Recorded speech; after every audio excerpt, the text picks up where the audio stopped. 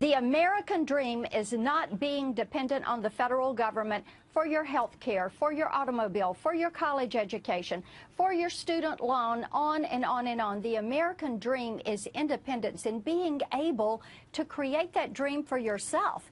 And they don't want government taking more of their freedom and then having to live the way government prescribes, and all of this college education and these other programs. I tell you, it is not selling well out here with my constituents. All right, that's Congressman Marsha Blackburn, and here is Congressman Marsha Blackburn, the Vice Chair of the House Energy and Commerce Committee. Hello, Congressman. Hi there. How are you? I am great. Happy New Year. I know it's too late to say that, but I won't say it anymore. That was my last Happy New Year. You got the last Happy New Year. I got the last Happy New Year of the new year, but guess what?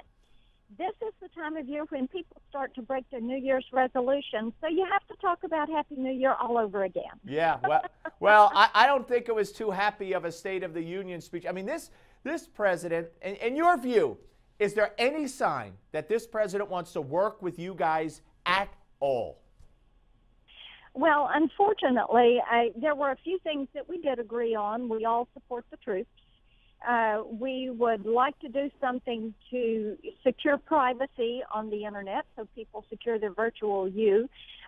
We appreciate the contribution that so many of our citizens have made, but I got to tell you, when we come to these policy issues that were coming out, free college, expanded Obamacare, things of this nature, people don't want it. They don't want more cap and trade and energy costs to be going back up. They don't want additional taxes on gas and on transportation fuels. And so what we're hearing from people is they listened to that speech the other night and pretty much said, you got to be kidding me. Where does he think he's going to get the money? Yeah, no, absolutely. I want to ask you about a whole bunch of other things as well here. First of all, Joni Ernst did a great job. She's a great story, a great American story, but she was trashed. She was trashed by Keith Olbermann. She was trashed by Rosie O'Donnell. She was trashed by Emily's List. She was trashed, in my view, by Luke Russert, who referred to her a few weeks ago or a few months ago, or whatever. She was a pig farmer, instead of saying she served our country proudly. What is it about the media and the left and Republican women? Well, let me tell you something just between us. All right, I won't tell anybody. Yeah, don't tell anybody. But I think liberals are very much afraid of conservative women. And here's the reason why. More people agree with us. They want the government to have less control over their lives. The number one issue with women in this country is jobs. And the number two issue is our national security. So economic security, national security, retirement security, they agree with us on these issues, and I think that they are very much afraid that we're going to be the women that the American people agree with, because we are, and they don't want us to have any exposure unless it is going to be a negative. But how angry does it make you to hear what they've said about Joni Ernst?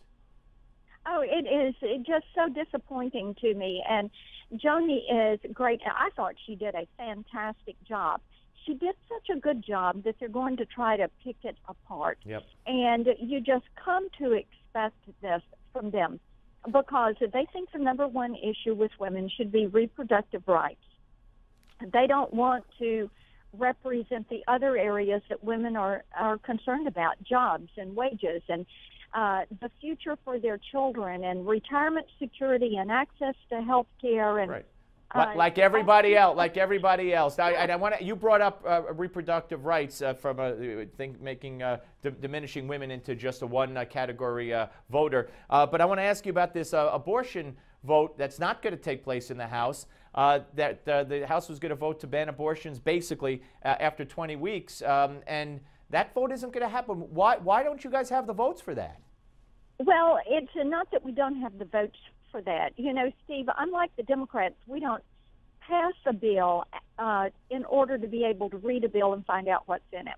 We found a couple of issues in the wording and the language.